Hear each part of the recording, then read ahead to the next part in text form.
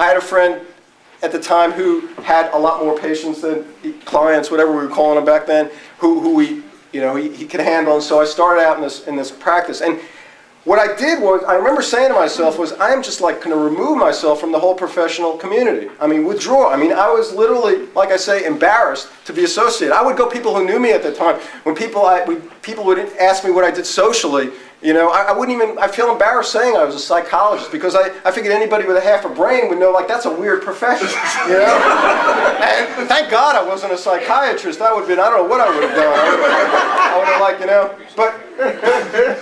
but they both believed in the DSM, and they both really teach this pathologizing, and they teach this kind of techniques, how to manipulate people kind of stuff, and there are different ways, okay?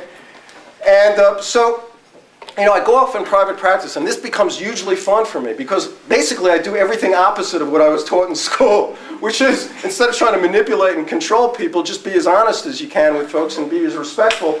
Nice. And, it was lots of fun, because I heard about lots of my colleagues, they were burning out.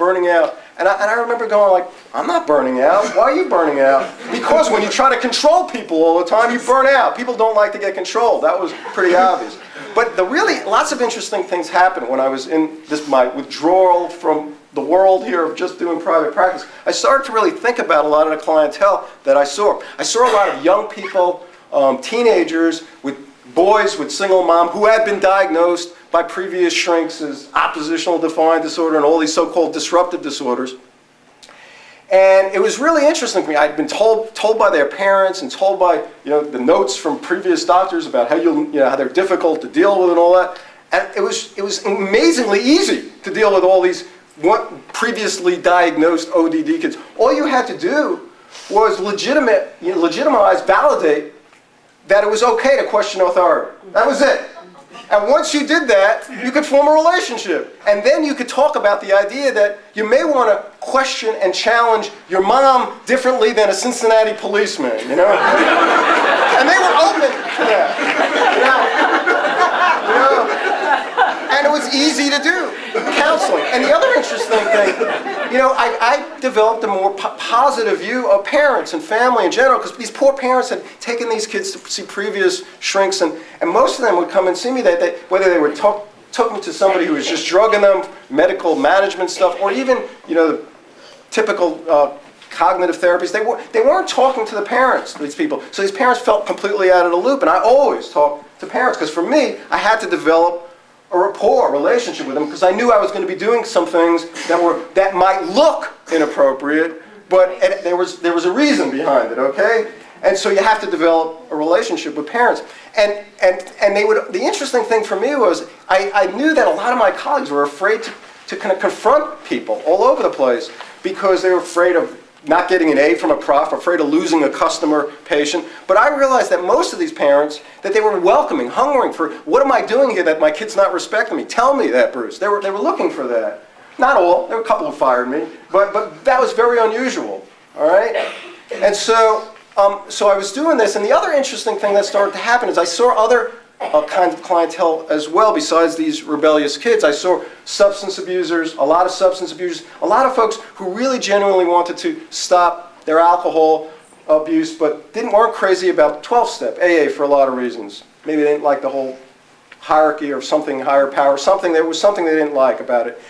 And I saw a lot of depressed people, and I saw a few people who had been previously diagnosed as schizophrenic, paranoid schiz, not a lot of folks. But the interesting thing for me was that the common denominator, almost all these people who I saw, was a kind of anti-authoritarianism.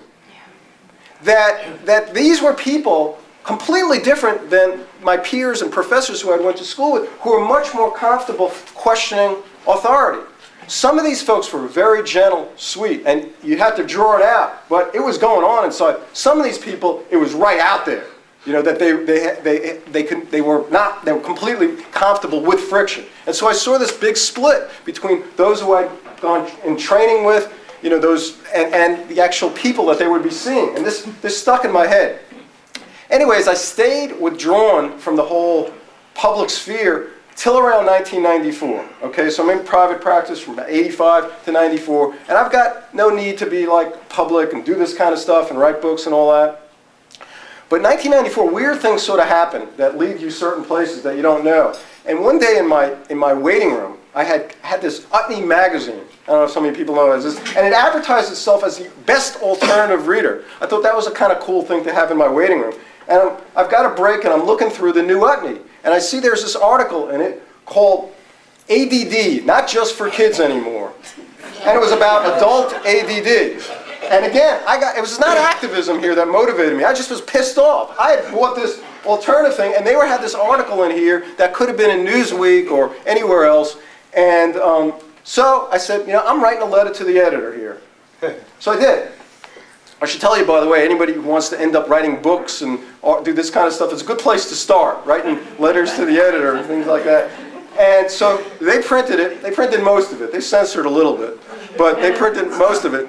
And I talked about the idea, things like, isn't it possible that, kids, a lot of these kids who you're diagnosing with ADHD were in boring schools, and maybe this adult ADD has to do not with biochemistry stuff, and everybody doesn't need speed out there, but that more it's about, look at our workplace in America. There's no more interesting family farmer jobs anymore. More and more people are working as telemarketers and cashiers and clerks. This is Department of Labor statistics, by the way. And so I said, maybe that is happening. So there was a kind of brief letter, and I wrote about that. I didn't think anything of it, but then I started getting a couple of phone calls. And the first phone call was the guy who wrote the article. And he left this message with my answering service, he scared my answering service, he frightened them. And they said, this guy sounded like he was on speed, Bruce.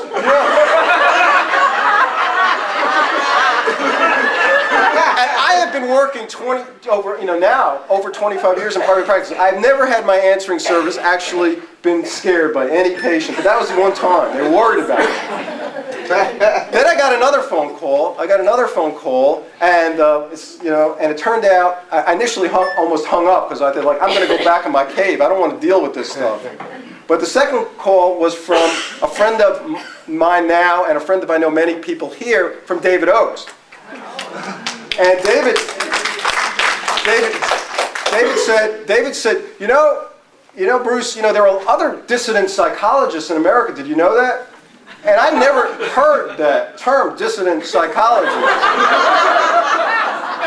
Actually, I kind of liked that. I immediately thought to myself, that's less embarrassing to say at a party than I'm a psychologist. So he hooked me on the phone call. I didn't hang up on him. And then he talked to me about psychiatric survivors.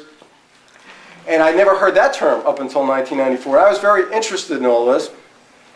And so Mr. Organizer David, the Saul Alinsky of the mental health movement, he ended up hooking me up with folks. And he told me about a lot of folks I ended up becoming friends with, the late Kevin McReady, who's a dissident psychologist, and Ty Colbert he mentioned. And then eventually I head off to I joined this ICSPP, this International Center for Study of Psychiatry and Psychology, which is professional kind of dissident psychiatrist, psychologist, social worker organization. And excuse me, could you repeat what that organization is? Well, they changed their name. The little political problems there. So it was once called ICSPP. I'm not like the acronym now. I think it's the International Society for Ethical Psychology and Psychiatry, something like that. I think that's the new name there. What was it originally? What? Can you say both the original name and the The original name was International Center for the Study of Psychiatry and Psychology, and the name changed, I think, to the the International Society for Ethical Psychiatry and Psychology. What I'm going to do is I'm going to take Peter Bregan's group is empathetic Okay. psychiatry, Okay. and he's the founder. Okay.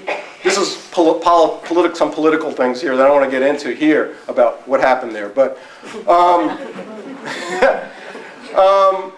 Anyways, so I joined that, and I go to the first meeting, first couple of meetings. They were in Washington, D.C. I go there, and all of a sudden I enter this room with mental health professionals, who are psychiatrists, psychologists, who are like, oh my God, these guys are completely opposite of the folks that I went to school with. I mean.